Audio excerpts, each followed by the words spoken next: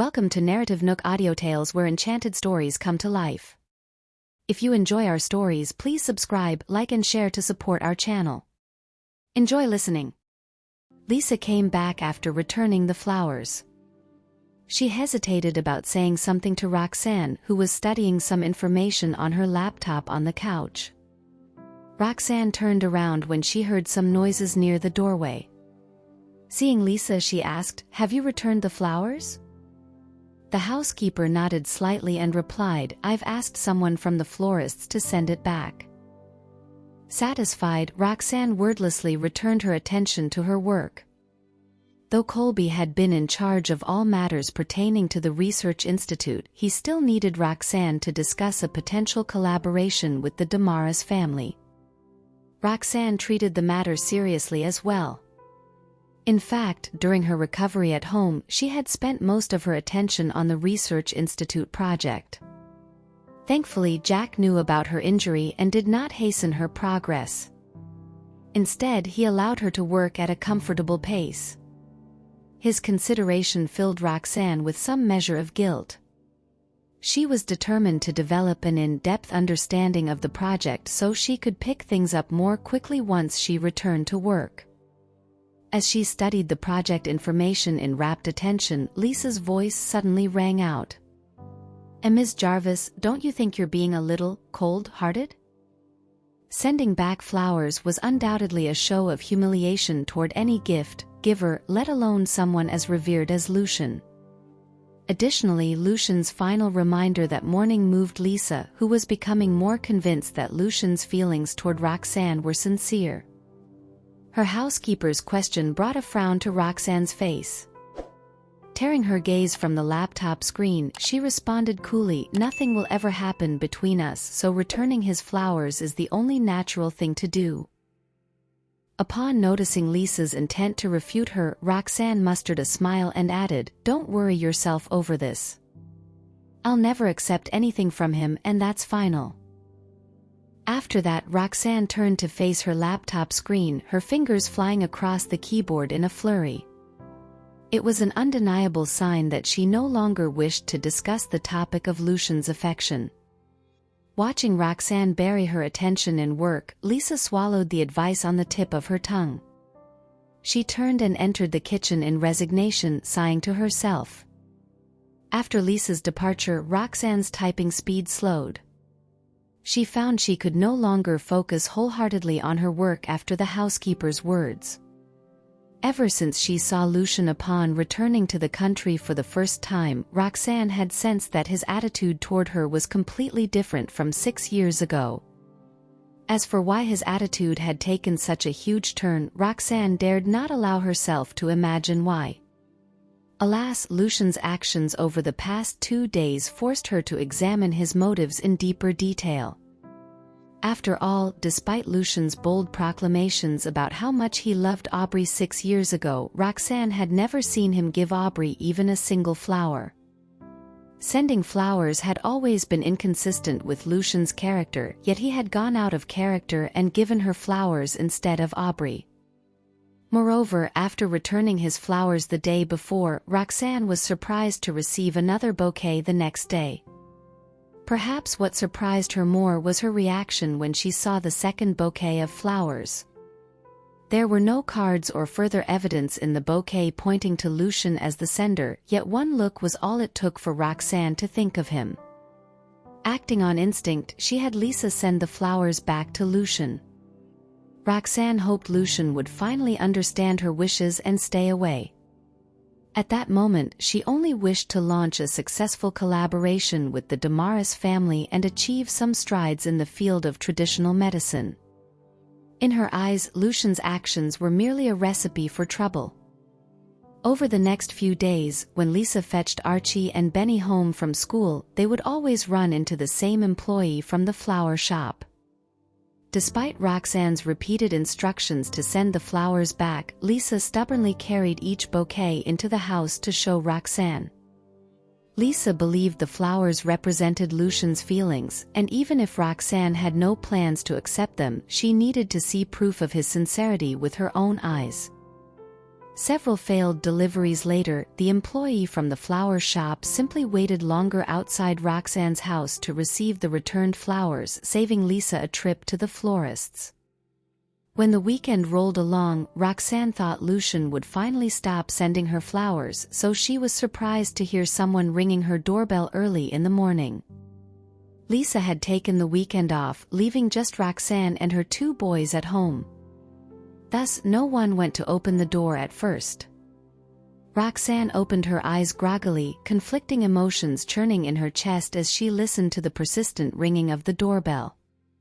The flower shop's employee always showed up at this time to deliver Lucian's flowers.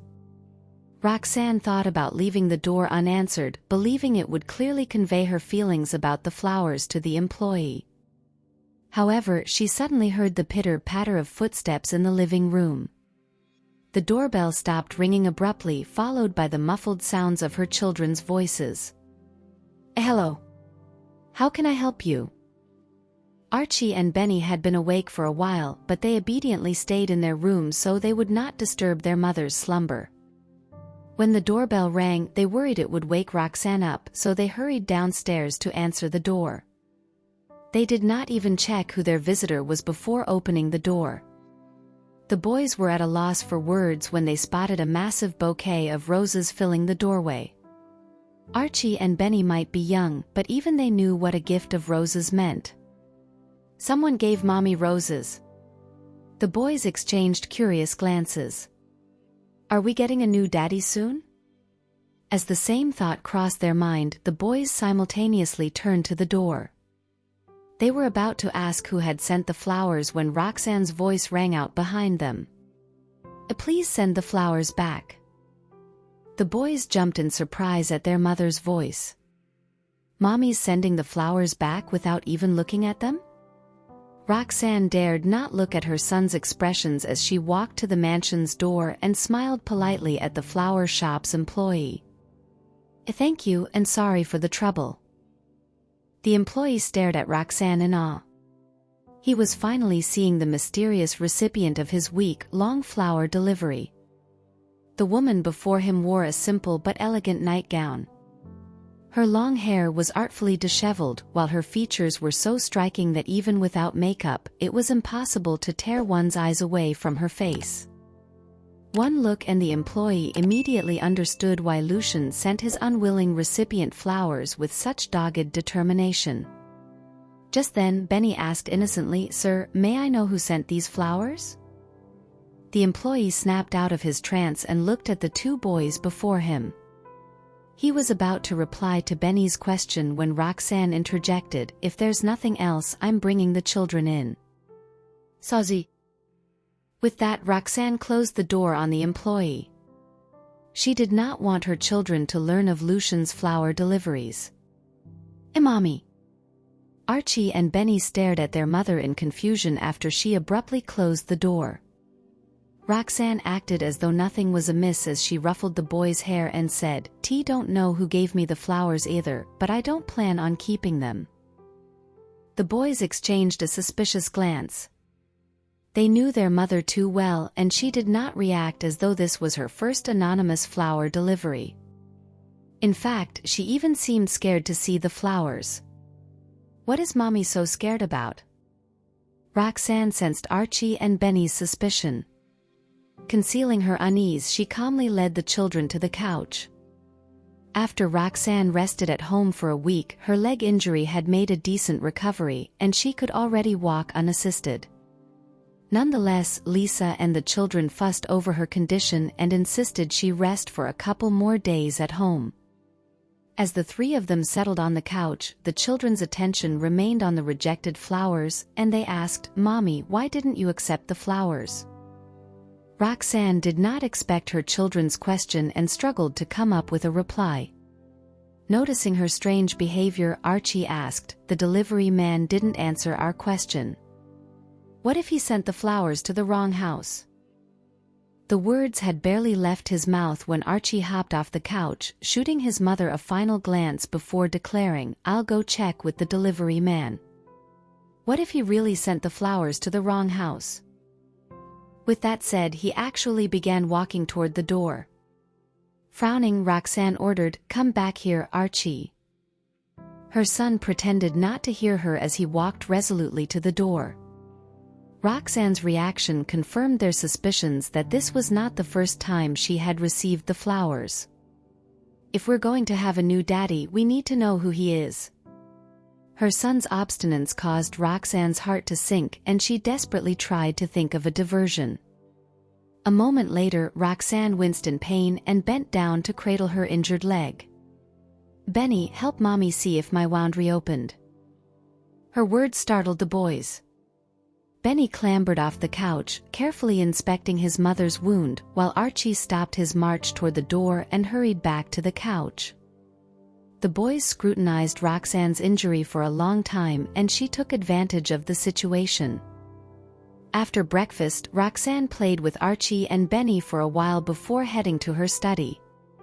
While she was playing with her kids, Roxanne worried incessantly over another flower delivery the next day. She feared no amount of excuses would satisfy her children then. Eventually, Roxanne decided she was left with no choice but to call Lucian. Meanwhile, Lucian was working overtime at Farwell Group offices. His office was swimming in bouquets after the past week. It clashed with his office's interior design.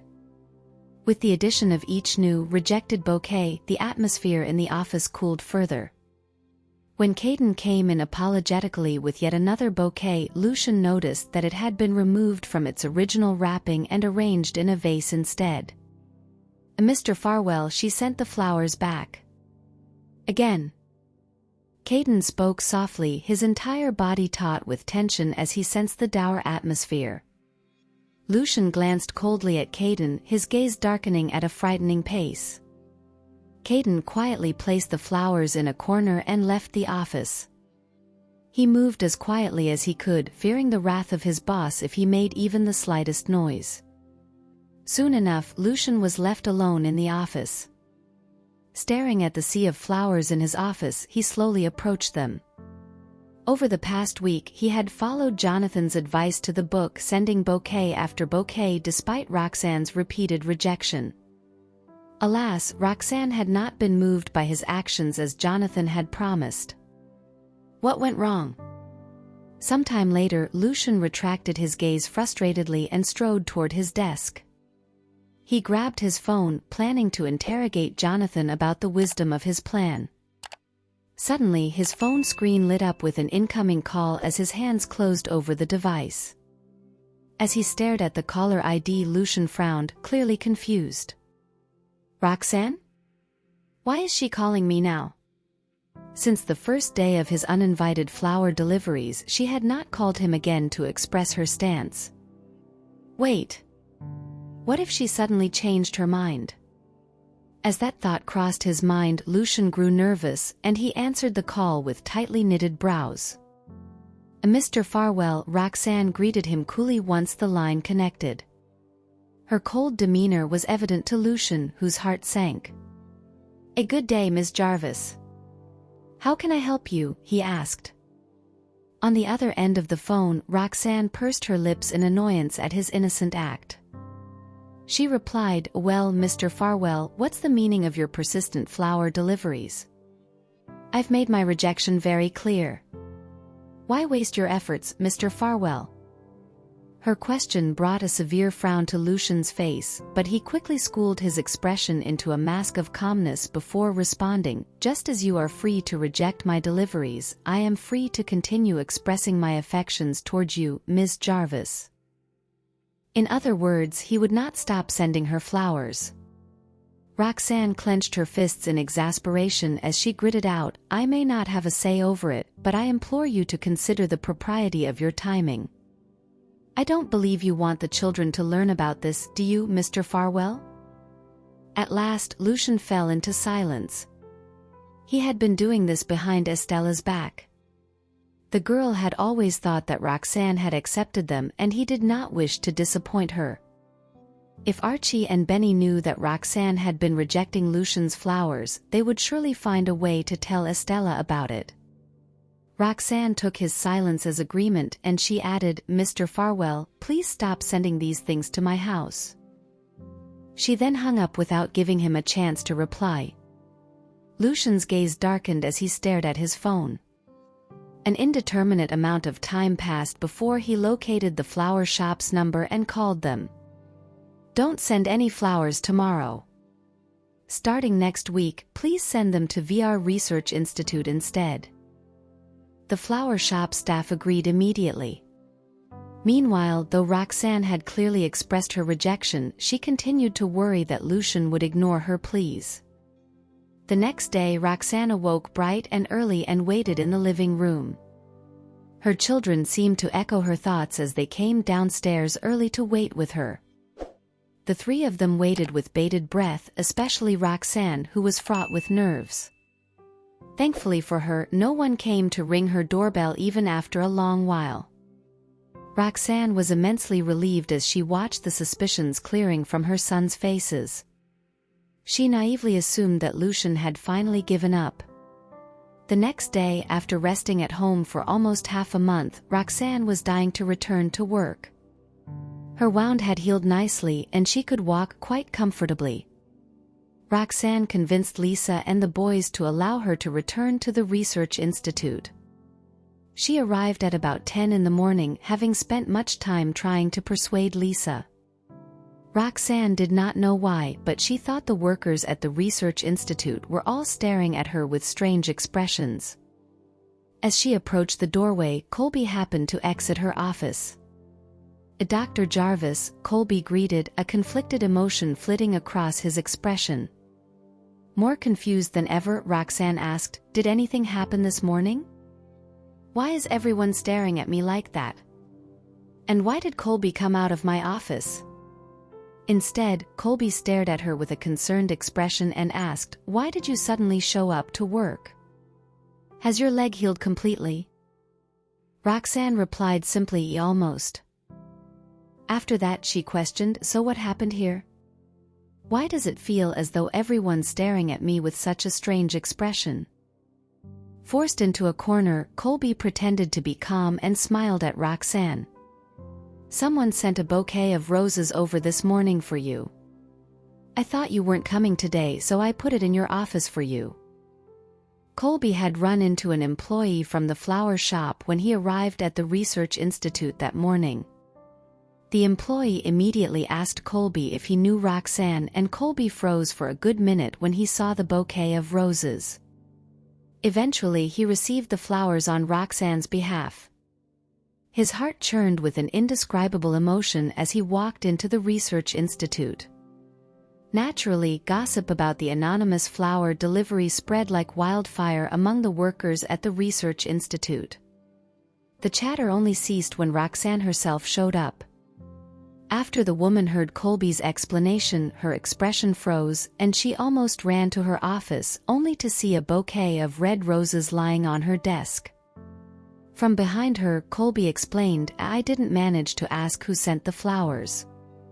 Perhaps you already know who sent them." Roxanne clenched her fists so hard that her nails dug into her palm. She forced herself to calm down before shooting Colby a strained smile. "I know, but could I trouble you for a favor? If anyone asks about this, just tell them it's a wrong delivery." She did not want the delivery to affect her reputation at work. Colby was surprised and perplexed by her request. Is she accepting the bouquet sender's feelings or not?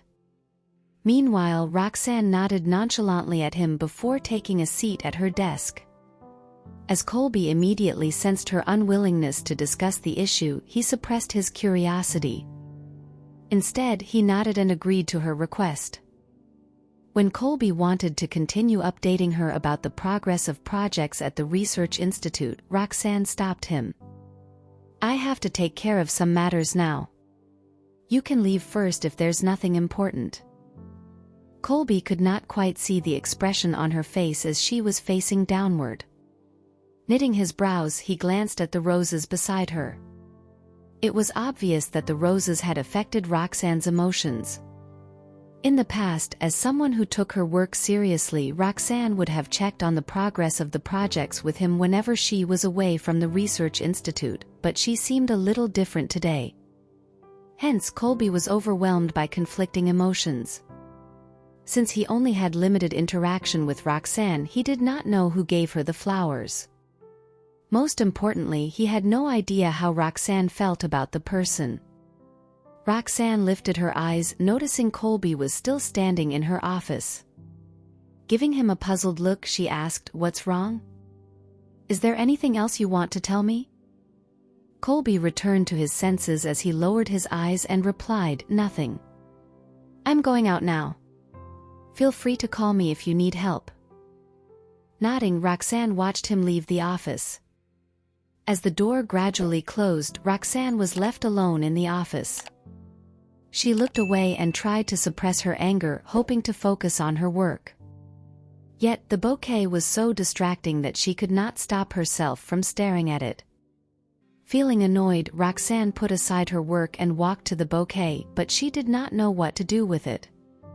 She thought Lucian would have listened to her after the call she made last weekend. "I didn't expect him to deliver the flowers here. Given his character, he'll still do it in the future.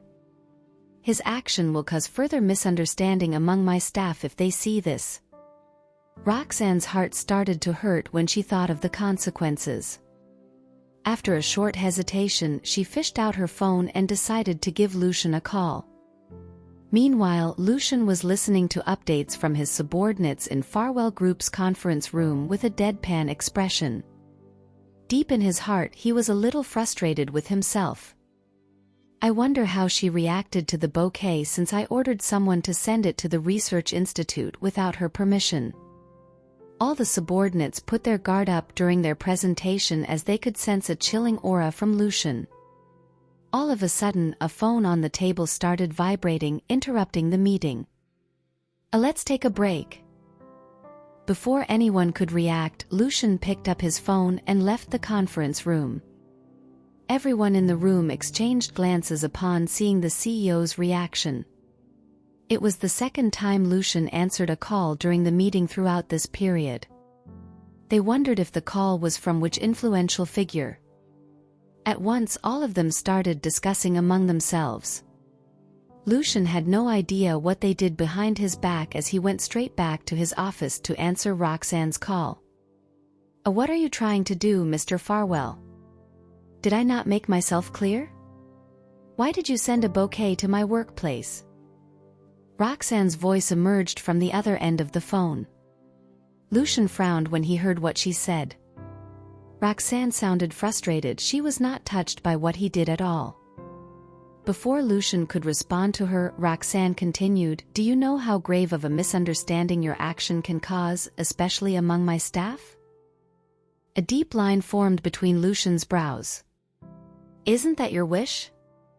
I only sent the bouquet to the Research Institute because you didn't want the children to know about it." Before Roxanne could say anything, the man continued, "Besides, you did send the flowers back to my office, didn't you? Do you want to know how my staff talked behind my back?" Lucian said it matter of fact. His reply rendered Roxanne speechless for a moment.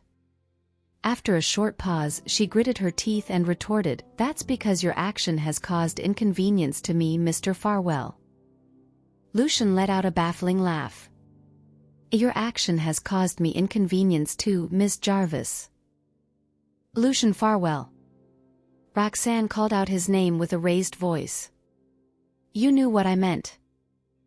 Lucian's expression turned grim as he responded in a solemn voice, "You knew my intention as well. Why wouldn't you give me a chance?" Their conversation kept hitting a deadlock. Roxanne pressed her lips, remaining silent for a while. After regaining her composure, she said calmly, "Let's meet and talk it out."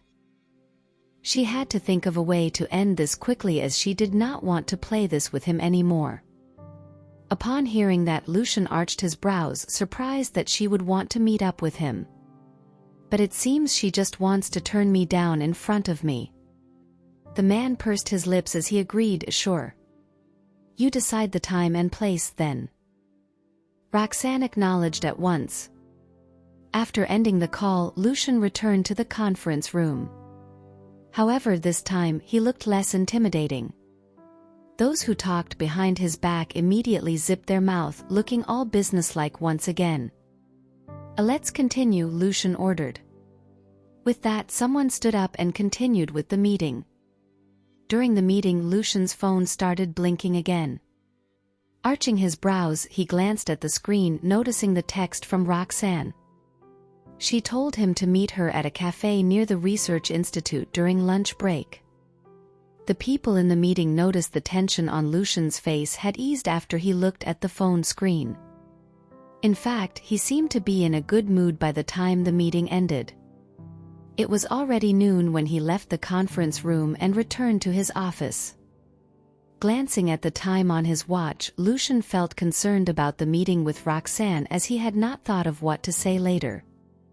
Their meetings in the past had ended on a sour note, and Lucian knew things would not get better this time because Roxanne was determined to reject him.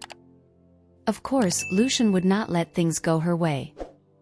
Feeling vexed at the thought of the intense exchange that might happen later, he decided to give Jonathan a call.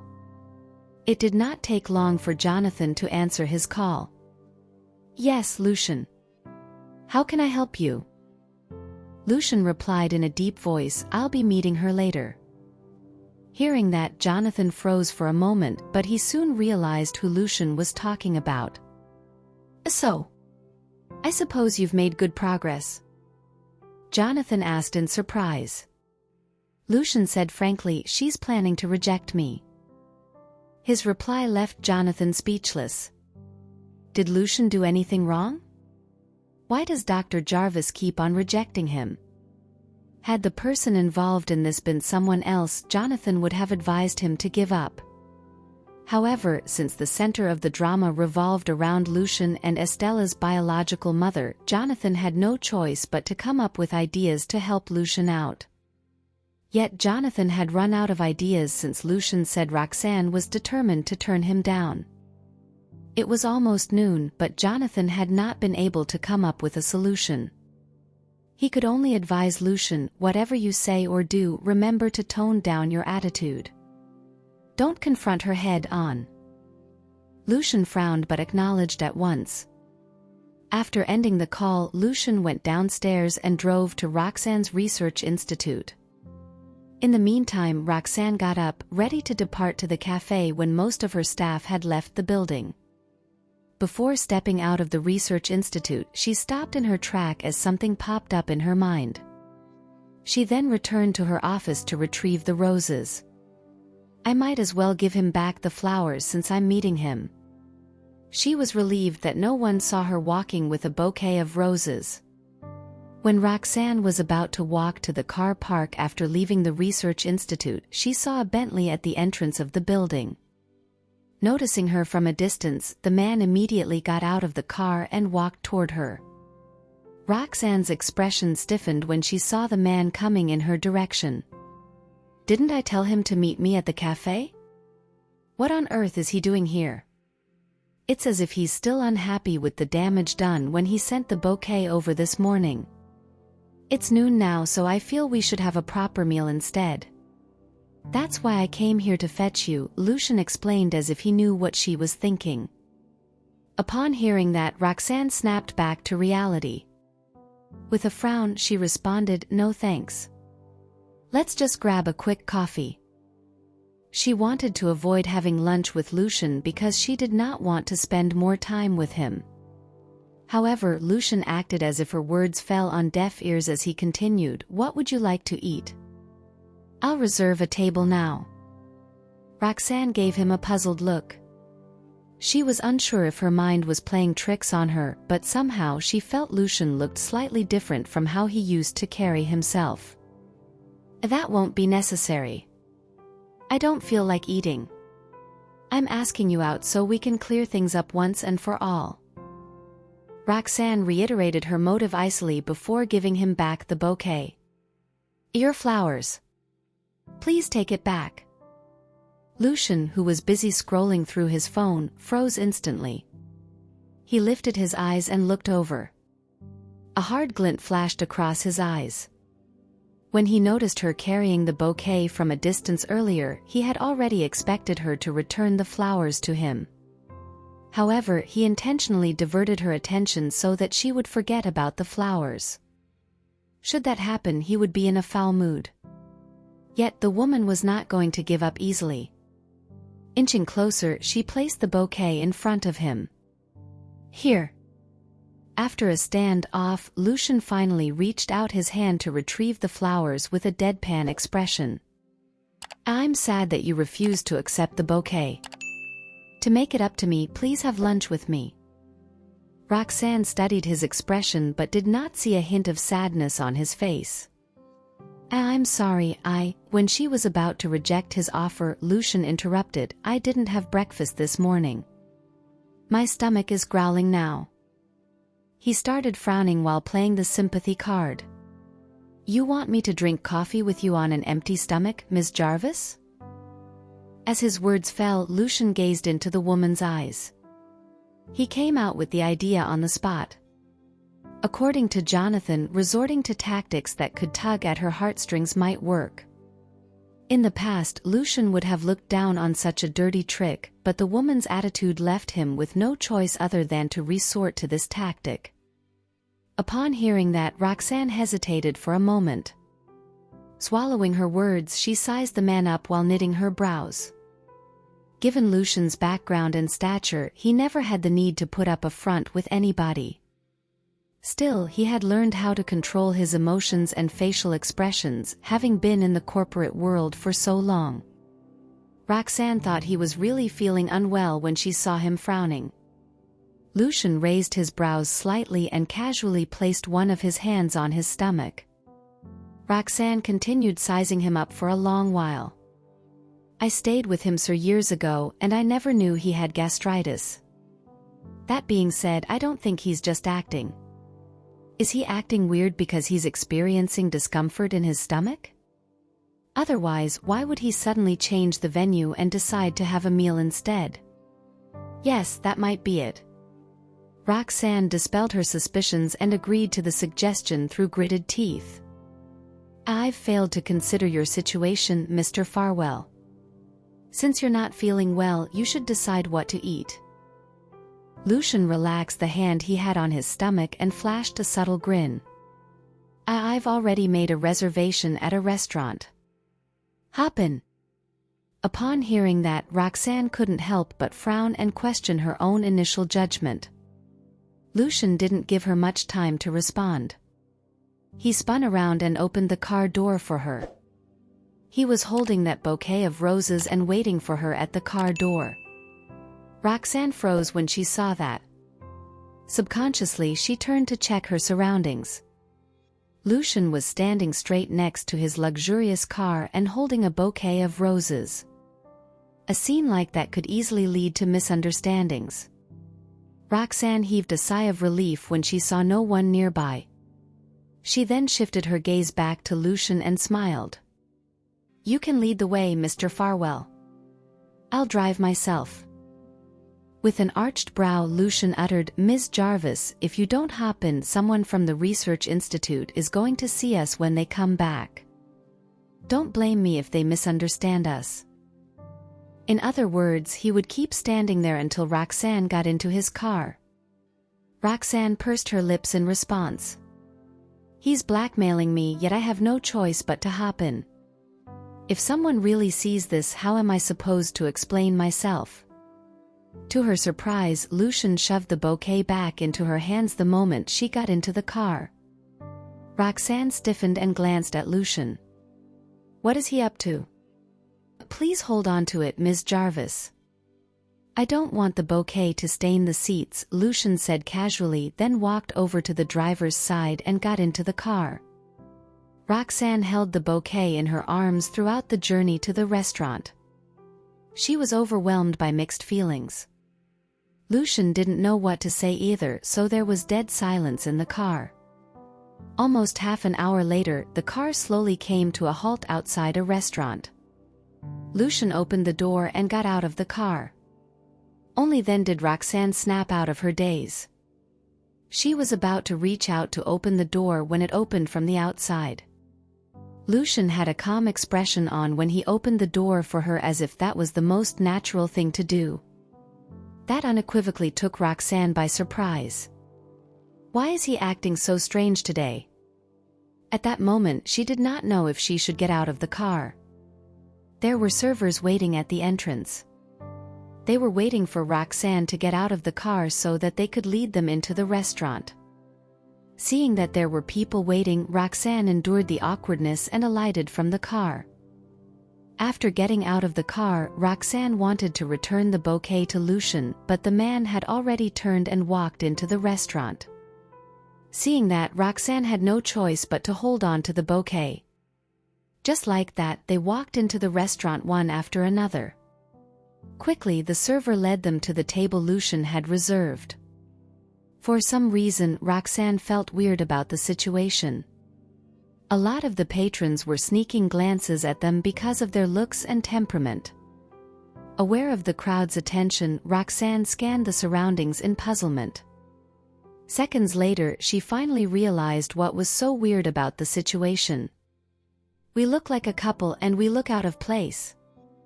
She was irked when she heard the server saying, "This is the most popular couple set meal in our restaurant. Would you like to try it out?" Lucian didn't correct the server. Instead, he agreed to have the set meal and went on to order some side dishes. Upon hearing the conversation between Lucian and the server, Roxanne suddenly came to her senses. With a frown, she looked at Lucian before turning toward the server and explained, "There seems to be a misunderstanding. I'm not his." Before she could finish her sentence, the server looked at her enviously and said, "Miss, those flowers are beautiful. You're so blessed." Roxanne was stunned. When she wanted to continue explaining the situation, the server had already walked away. The other diners were still looking at her. Roxanne felt rather uncomfortable with the crowd's inquisitive gazes. She couldn't help but ask, "Why did you pick this restaurant?" Lucian gave a small smile and answered, "I was craving the dishes here." Roxanne frowned when she heard that. She wanted to question him further, but the server was already serving the dishes. Left without a choice, Roxanne fell silent. A troubled look appeared in her eyes when she saw the set meal for couples. Lucian, who was seated across from her, saw the look in her eyes. His expression turned gloomy when he saw how troubled she looked. Hence, he kept number and started eating. Roxanne was concerned about his gastritis, so she didn't say a word when she saw how focused he was when he ate. A while later, she saw that Lucian was almost done with his food, so she said, "Mr. Farwell, it's getting late. I think we should get right into business." Lucian paused and knitted his brows. "What do you want to say?" "Please stop sending me flowers. I don't like them and I don't think it's appropriate." Roxanne lowered her gaze to hide her emotions. Lucian stared at her and asked, "Then what do you like if you don't like flowers?" Roxanne was stunned. She quickly regained her composure and cast him a confused glance.